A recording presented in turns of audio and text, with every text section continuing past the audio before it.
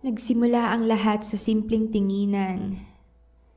Nung unang araw pa lang kitang nasilayan, sabi ko sa sarili ko, gusto ko to maging kaibigan. Gusto kong mapalapit sa taong to. Kaya ika'y agad na nilapitan. Kahit nakakahiyaman, ito'y aking pinigilan. Gusto kasi kitang makilala.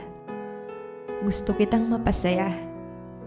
Aaminin ko, di man ako ganun kagaling sa pagpapatawa pagdating sa ibang tao, pero gagawin ko ang lahat para sa'yo. Habang tumatagal kasi, nagkakagusto na ako sa'yo. Gusto kong iparamdam sa'yo na desidido ako, na hindi lang puro salita ang meron ako. Di man ako mayaman para bilhin lahat ng bagay na magpapasaya sa'yo. Ayokong magustuhan mo lang ako dahil sa mga bagay na ibibigay ko.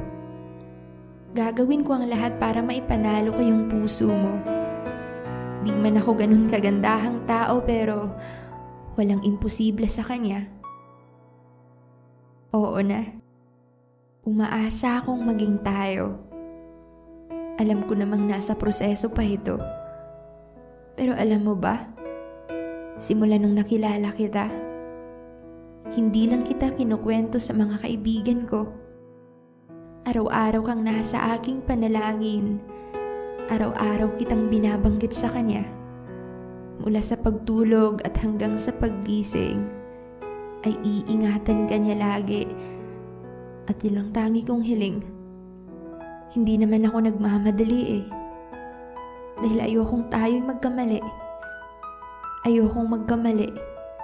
Ayokong ipilit ang aking sarili.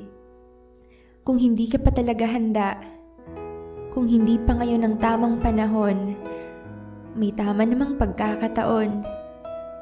Alam kong may magandang plano sa atin ng Panginoon. Umaasa pa rin akong maging tayo. Kasi naniniwala ako na nung hindi ka pa dumating, na sa'yo'y kaibigan lang sana ang turing. Nung hindi pa natin nakilala ang isa't isa, nagsimula na akong manalangin bago ka nagustuhan ng aking paningin.